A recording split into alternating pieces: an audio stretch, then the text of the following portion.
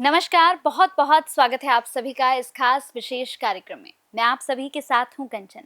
आज का कार्यक्रम बहुत ही ज़्यादा विशेष होने जा रहा है क्योंकि आज अपने कार्यक्रम में दर्शकों हम बात करेंगे नवरात्रों को लेकर, शारदीय नवरात्रों को लेकर।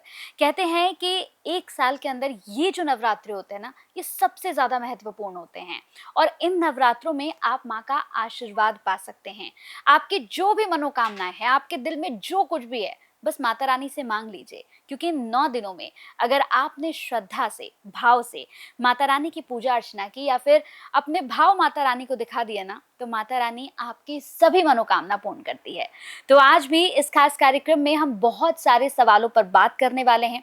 हम बात करेंगे ये नवरात्रे आपको क्या कुछ देकर जा रहे हैं, माता रानी आपको कैसे आशीर्वाद देंगी और कैसे आप माता रानी को प्रसन्न कर सकते हैं।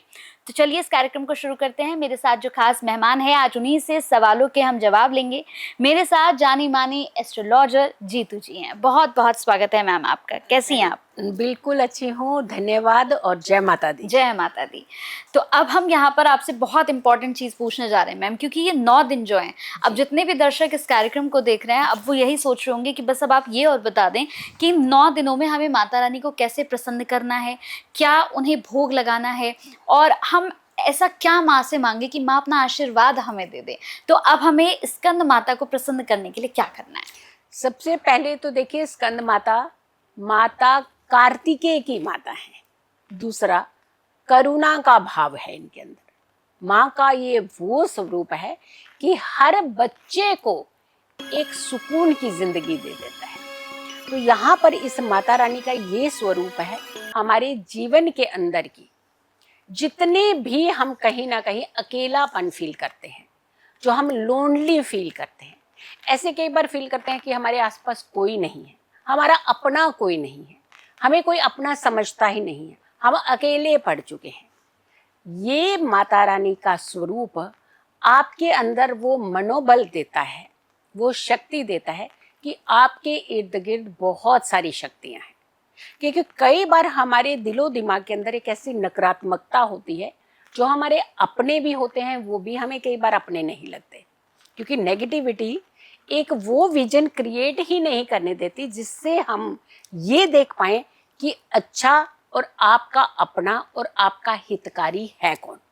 ये भाव आपके जीवन के अंदर की इस समस्या को दूर करता है। सबसे पहले आप अकेलापन जो है उससे दूर होते हैं। दूसरा, ये मोक्ष की देवी भी कहा जाता है और ये आपके घर के अंदर धन संपदा सुख समृद्धि देने वाली देवी कही जाती है। और सुख और समृद्धि ये सब आता है आपके धैर्य से।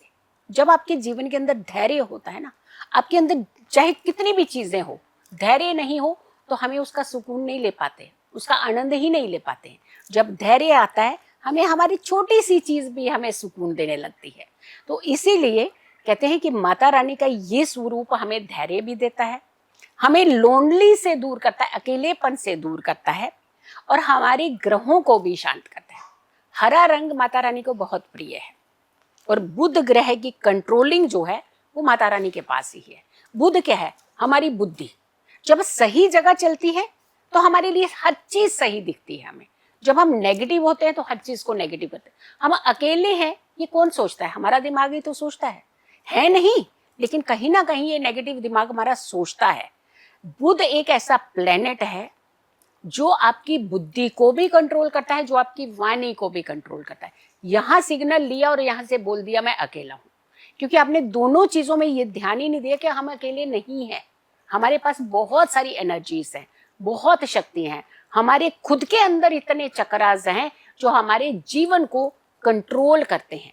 तो यहाँ पर आपने सबसे पहले एक तो ऐसी माताएं जो कहीं ना कहीं संतान सुख से वंचित हैं, जिन्हें संतान सुख नहीं प्राप्त हुआ, उन्हें मां स्कंद माता की पूजा जरूर करनी चाहिए।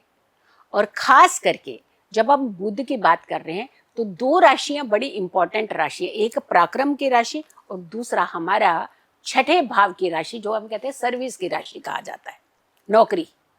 तो ये 2 भावों को भी रिप्रेजेंट करता है हमारा बुध। और बुध की कंट्रोलिंग अगर ये होती है कि हम मेहनत करें तो हमें फल मिल जाए, वो भी देती हैं ये माता रानी।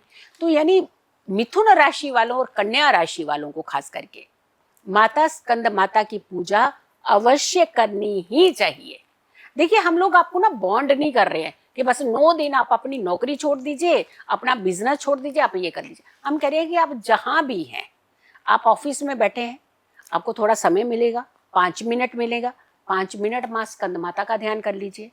या देवी सर्वभूतेषु माँ स्कंद रूपेण संस्थिता, नमस्तस्यै नमस्तस्यै नमस्तस्यै नमो नमः। यही सुन लीजिए, बोलिए माता। हम कह रहे हैं कि नहीं बोल, कंठस्थ नहीं होता है तो हमें किसी भी मंत्र को नहीं बोलना चाहिए, लेकिन सुन तो सकते हैं। आपके पास 24 घंटे मोबाइल रहते हैं आजकल, मोबाइल पे लगा लीजिए, ध्वनि सुन लीजिए। एनर्जी पाने के बहुत रास्ते हैं। जिस व्यक्ति को काम करना होता है उसे कोई बहाना नहीं आता नजर, जिसे नहीं करना होता है उसके पास एक बहानों की लिस्ट होती है। तो यहाँ माता रानी के आगे बहाना करना ही नहीं ना हमने, क्योंकि हमें बहुत कुछ पाना है, हम पाना चाहते हैं।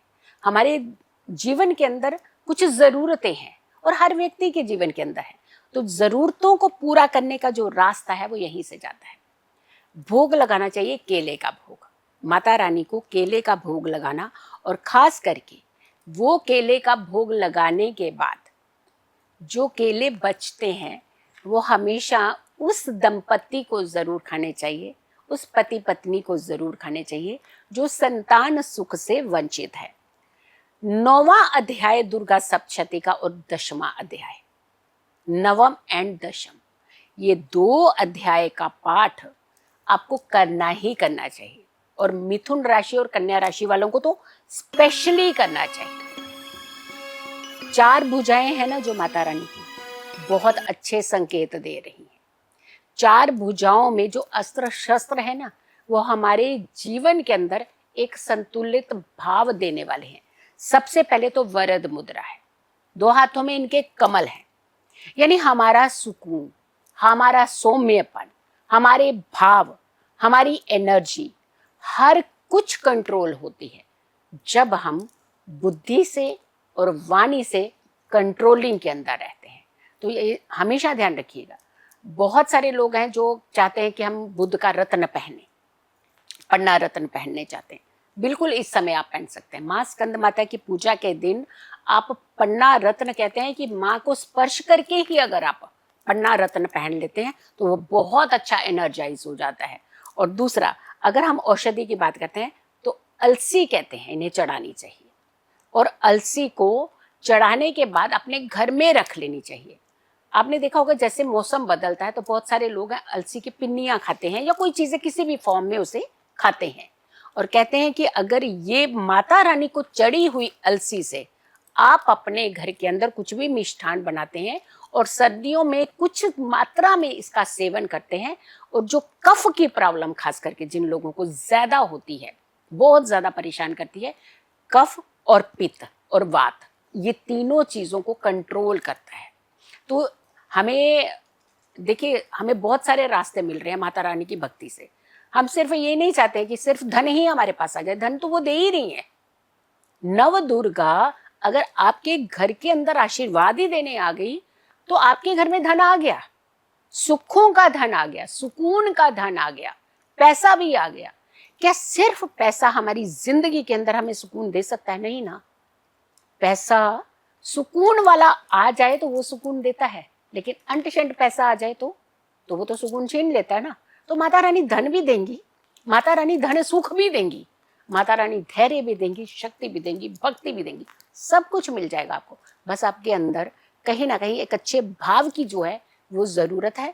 बहानों की जरूरत नहीं है कि माता रानी की पूजा हम नहीं कर पाए, हम कर नहीं पाएंगे। जरूर करिएगा पूजा।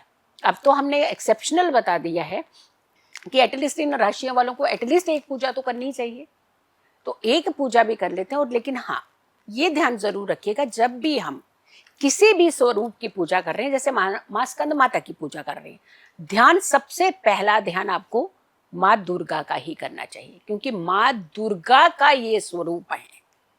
तो इसलिए हमें ध्यान पहले माँ दुर्गा का करना चाहिए, उसके बाद उनके स्वरूप की पूजा करनी चाहिए, आपको लाभ ही लाभ मिलेगा। बिल्कुल। तो जितने भी दर्शक इस कार्यक्रम को देख रहे थे, मैं उम्मीद करूंगी कि नवरात्रों को लेकर अगर किसी भी तरह का प्रश्न आपके मन में चल रहा था कि मैं माँ शैलपुत्री की पूजा कैसे करूंगी या करूंगा, मैं उन्हें कैसे प्रसन्न कर सकता हूं, तो हमने इस कार्यक्रम में आपको 9 के 9 देवी स्वरूपों के बारे में बताया कि आप उन्हें कैसे प्रसन्न कर सकते हैं।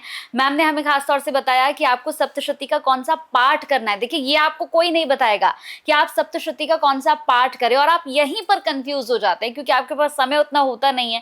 फिर आप सोचते हैं कि मैं पहला अध्याय करूं, दूसरा करूं, या फिर मैं अब चौथा करूं या ना करूं। तो मैम ने यहाँ पर बहुत अच्छे से आपको समझाया है कि आपको किस दिन कौन सा अध्याय करना है, कैसे आपको भोग लगाना है, कैसे माता रानी को प्रसन्न करना है।